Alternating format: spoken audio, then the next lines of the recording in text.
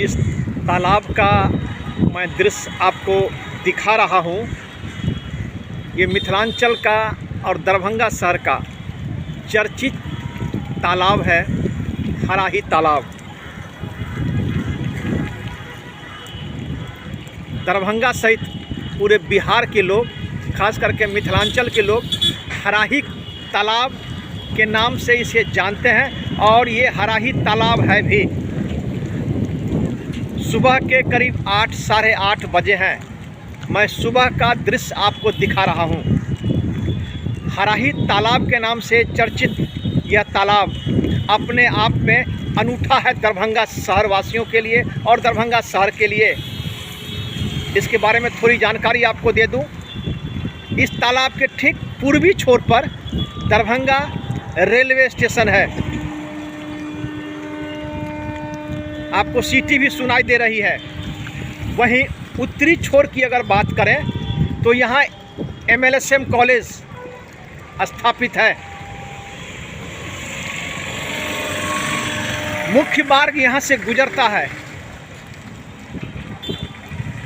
एक पहलू मैं आपको और बता दूं कि यह तालाब अपने आप में एक अनूठा है। वहीं इसके ठीक पश्चिमी छोर पर CM लॉ कॉलेज है। ठीक इसके पश्चिमी छोर के कुछ दूरी पर आकाशवाणी एवं कई शैक्षणिक संस्थान हैं और पॉश इलाका भी है। बड़े बड़े इमारत हैं इस तालाब के किनारे। लेकिन लगातार कई वर्षों से इस तालाब के जीर्णोद्धार के लिए बातें हो रही है, कवायद हो रही है, लेकिन आज तक इस तालाब का जीर्णोद्धार नहीं हुआ। लोग तालाब के चारों तरफ अतिक्रमण कर रहे हैं, गंदगी भी इसी में फेंकते हैं। साल में सिर्फ एक बार जब छठ का पर्व आता है तो नगर निगम के द्वारा इस तालाब की सफाई होती है। तो क्या इतनी बड़ी तालाब को साल में एक बार साफ करना कहाँ तक उचित है, ये तो प्रशासन ही जाने। इसके करीब 3 तरफ अगर देखें तो सरकार द्वारा घाट का भी निर्माण किया गया है, लेकिन स्थिति क्या है मैं वो आपको दिखा रहा हूँ। लापरवाही जहाँ हो, कहा जाता है कि राजनीति पहल से किसी समस्या का समाधान होता है, लेकिन राजनीति स्तर से भी इस पर लगातार बातें तो होती है, लेकिन इसका जीर्णोद्धार नहीं होता है। यह तालाब सरकार के योजना में भी है कि इसका जीर्णोद्धार होना है, लेकिन स्थिति क्या है वो आप देख रहे हैं। ये खबर दिखाने का मेरा मकसद है कि सरकार की योजना धरातल पर नहीं उतरती है, सिर्फ बातें होती है। इतनी बड़ी तालाब अगर दूसरे प्रदेश में होता तो उसका जीर्णोद्धार होता और लोगों को फ़ायदा भी होता। लेकिन इस तालाब को देख के आप अंदाज़ा लगा सकते हैं कि कितना सुंदर और अच्छा तालाब है, लेकिन स्थिति क्या है वो आप देख लें। इसके लिए मैं कई लोगों से बात भी करूंगा। अगर सरकार का ध्यान थोड़ा सा चला जाए तो हम समझते हैं कि यह तालाब अपने आप में खूबसूरती का नमूना होगा और शहरवासी नहीं, मिथिलांचल के लिए सबसे बड़ी सौगात होगी। दरभंगा शहर में ऐसे 3-4 तालाब हैं, गंगा सागर, हराही, दिघी, लेकिन अभी तक इसका जीर्णोद्धार नहीं हुआ है। अब देखना यह है कि धरातल पर कब तक इसका जीर्णोद्धार होता है, और जिस प्रकार से सरकार सिर्फ घोषणा करती है, धरातल पर नहीं उतरता है, वो कब धरातल पर उतरता है। खबर दिखाने का मेरा मकसद यही है। शाम में लोग इधर घूमते ज़रूर हैं, लेकिन इसका व्यवस्था नहीं होने के कारण कई परेशानी शाम में लोगों को होता है। लेकिन मैं कई लोगों से बात भी करूंगा, उनका क्या कहना है वो भी मैं आप सुनाऊंगा आपको। दरभंगा दर्शन न्यूज़ से मनोज झा की ग्राउंड रिपोर्ट। दरभंगा शहर का चर्चित हराही तालाब है और आप यहाँ के निवासी हैं।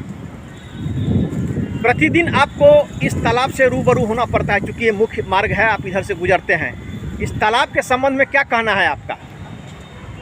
जो आप सभी लोग जानते हैं, इस तालाब के नाम पर लाखों का आवंटन होता है, सौंदर्यीकरण योजना बनती है, हर बार पेपर में साल 6 महीना पर देखते रहते हैं, कोई नेताजी आते रहते हैं, बड़ी बड़ी बातें करते हैं, सौंदर्यीकरण होगा, लाइट लगेगा, पार्क बनेगा, और दिन प्रतिदिन तालाब सिकुड़ता जा रहा है। आप उधर कैमरा घुमा कर देखें तो आप देखिएगा धीरे धीरे सिकुड़ता जा रहा है, बड़ी बड़ी बिल्डिंगें दिखाई दे रही हैं, तालाब सिकुड़ता जा रहा है। इसके रख रखाव पर भी जो मामूली खर्च चूना से जो ये गंदगी है वो दिखनी बंद हो जाएगी, वो भी नहीं करवा पा रहे हैं।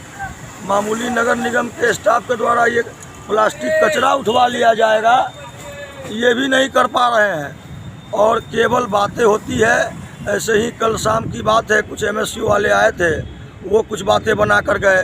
कल कभी BJP वाले आएंगे, वो कुछ बातें बना कर जाएंगे, कभी कोई और पार्टी वाले आएंगे, वो बातें बना कर जाएंगे। लेकिन ज़मीनी हकीकत में मैंने यही देखा है, इन 20 वर्षों में इस पर कोई काम नहीं हुआ। तालाब पर किसी ने कोई तरह का ध्यान आकृष्ट कर काम करने की कोशिश नहीं करी है। आखिर इसके पीछे कारण क्या लगता है, क्यों ऐसी स्थिति बनी हुई? चूँकि ये इतना अच्छा तालाब है, सामने में रेलवे स्टेशन है, बगल में दो कॉलेज हैं, MLSM कॉलेज हैं, लॉ कॉलेज हैं, मुख्य मार्ग, ऐसी स्थिति क्यों बनी है? कहाँ कमी है? आपको ज्ञात होगा, मैं एक मंच बनाया था, स्वामी विवेकानंद युवा मंच। उस समय इन्हीं सब बातों को लेकर मैं ये मंच बनाया था कि किसी तरह ये पोखर सौंदर्यीकरण के रास्ते को आगे बढ़े। आश्वासन भी मिला था बहुत जगह से, लेकिन देख ही रहे हैं ये एक अच्छा पर्यटन स्थल हो सकता है। जिस केंद्र में ये तालाब है, जितना बड़ा इसका रकबा है, ये पर्यटन स्थल बनने के बावजूद यहाँ देखिए जो है सो बैठे हुए हैं लड़के, टाइम पास कर रहे हैं, बंद स्थल बना हुआ है, कचरा का ढेर बना हुआ है, कोई देखने वाला नहीं है। क्या नगर निगम को इसके लिए अलग से देना पड़ेगा कुछ? क्या सिर्फ नगर निगम ही जिम्मेवार है क्या? नगर निगम और नहीं तो कौन जिम्मेवार है? वहाँ मंदिर बन रही थी, देखिए उसके पिलर को जाकर अविलंब तोड़ दिया गया। बगल में 4 तल्ला बिल्डिंग है, वहाँ नगर निगम चुप हो जाती है। इतना बड़ा तालाब अतिक्रमित हो रहा है,